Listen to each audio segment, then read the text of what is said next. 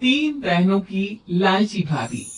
करिश्मा, रेशमा और मनीषा तीन बहनें हैं। उनका एक भाई भी है, मयंक। मयंक अपनी बहनों को बहुत प्यार करता है, लेकिन मयंक की पत्नी सविता इस मामले में मयंक से बिल्कुल ही अलग है।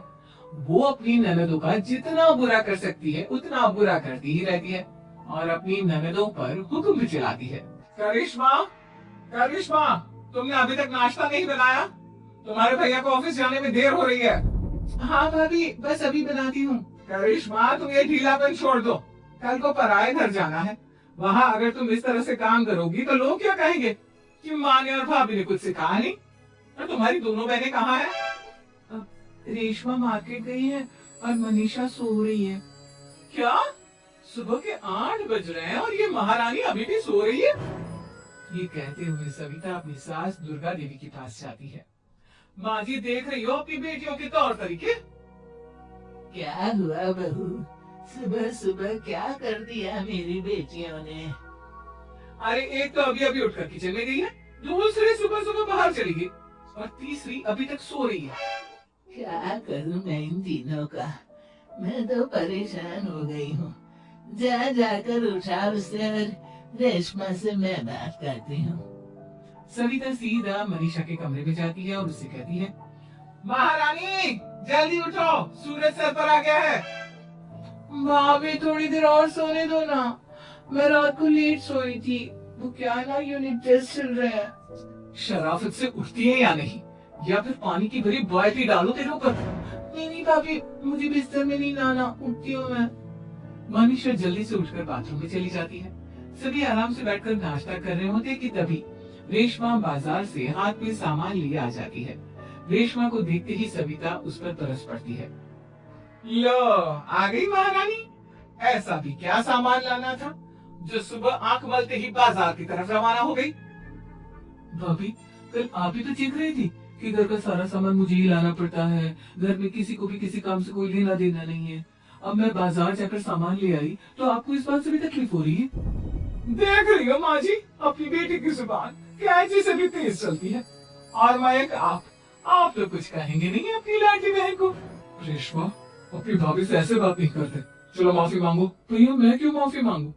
आप भाभी से बोलिए ना कि हम पर कम हुक्म चलाया करे। हम इस घर की बेटियां हैं और आपकी पत्नी की ननद है, नौकरानी नहीं। लो कर लो बात। इनकी भलाई के लिए कुछ भी बोलो तो इन्हें बुरा लग जाता है। इस घर में यही इज्जत है मेरी। देख लो माँ जी, आपकी बेटी किस लहजे में मुझसे बात कर रही है। सविता वहाँ से चली जाती है। मयंक को बहुत गुस्सा आता है, वो भी वहाँ से चला जाता है। फिर करिश्मा रेशमा को समझाती है। रेशमा, तुम्हें भाभी से माफी मांग लेनी चाहिए थी ना। लेकिन दीदी, मैंने कुछ किया ही नहीं, तुम्हें माफी क्यों मांगू? हाँ करिश्मा दीदी, रेशमा दीदी जैसी ही घर में आई, भाभी ही उन पर चिल्ला रही थी। हाँ, मैं मानती हूँ कि गलती भाभी की थी। मैं तो इसलिए बोल रही हूँ कि भाभी ने माँ को तो पूरी तरह अपने वश में कर लिया है। वो हमारी बात सुनती ही नहीं।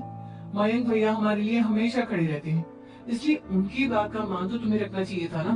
कोई फायदा नहीं दीदी, कुछ दिनों की बात और है, भाभी उन्हें भी हमारे खिलाफ भड़का देंगी। फिर वो भी माँ की तरह हमारी किसी बात का विश्वास नहीं करेंगे। इसी तरह सविता अपनी तीनों ननदों को किसी न किसी बात पर परेशान करती रहती थी। एक दिन मयंक अपनी तीनों बहनों के लिए गिफ्ट लाया। क्या रेशमा, ये तुम्हारे लिए हार का सेट। रेशमा, तुम्हारे लिए सुंदर सी ड्रेस। और मनीषा, तुम्हें किताबें पसंद है ना, तुम्हारे लिए किताबें लाया हूँ। थैंक यू भैया। थैंक यू भैया।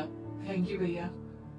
करिश्मा, तुम्हारा नेकलेस कितना सुंदर है, ये भैया कहाँ से ले आए होंगे? मैंने भैया को 3 दिन पहले फोन पर ये डिजाइन दिखाया था और आज भैया ये ले आए। सविता तो अपनी ननदों की गिफ्ट्स देखकर जल गई और करिश्मा का नेकलेस तो उसे भी बहुत पसंद आया था। अपनी बहनों के लिए कितना अच्छा नेकलेस लेकर आए हैं, मुझे कभी कोई गिफ्ट नहीं दिया। मैं आज ही ये हार चुरा लूं। रात में सविता करिश्मा का हार चुरा लेती है और इसी तरह उसे अपनी ननदों की जो भी चीज अच्छी लगती वो उसे मांगती नहीं, बल्कि रात के अंधेरे में चुरा लेती।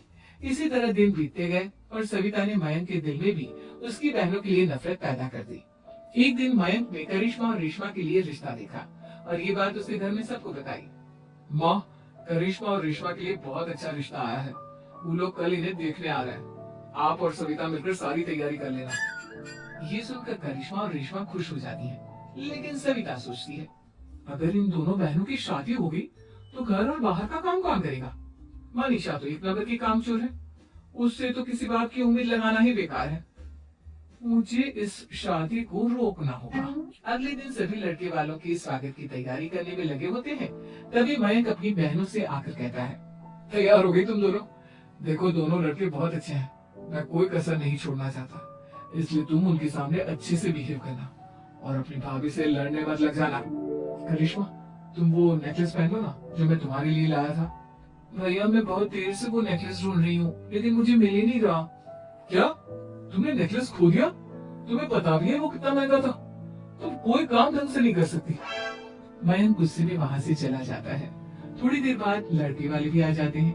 वो दोनों बहनों को पसंद कर लेते हैं और रिश्ता पक्का हो जाता है। लेकिन सविता के दिमाग में तो कुछ और ही खिचड़ी पक रही थी। वो पंडित जी के पास करिश्मा की कुंडली लेकर जाती है और उन्हें पैसे देकर करिश्मा की कुंडली बदलवा देती है। जब लड़के वालों के पास करिश्मा की कुंडली जाती है तो वो दुर्गा को फोन करते हैं। बहन जी, हमने करिश्मा की कुंडली अपने पंडित जी को दिखाई थी। आपकी बेटी की कुंडली नहीं बल्कि दोषों का पिटारा है।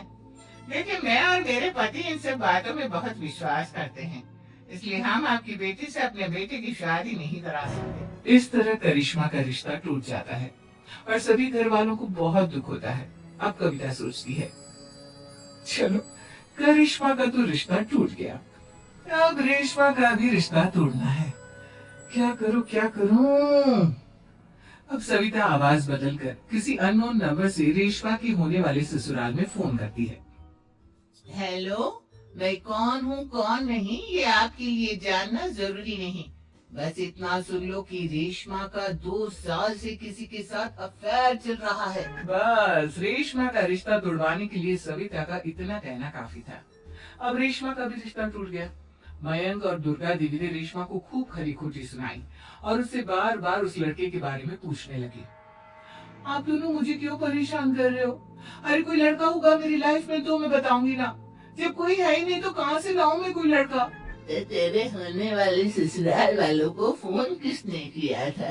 हाँ, मैं नहीं जानती किसने फोन किया था, मैं सच कह रही हूँ। मैं तो पहले ही कह रही थी इसकी लगाम खींच कर रखो, लेकिन मेरी सुनता ही कौन है। आप चुप रहिए भाभी, ये सब आपका ही किया धरा है।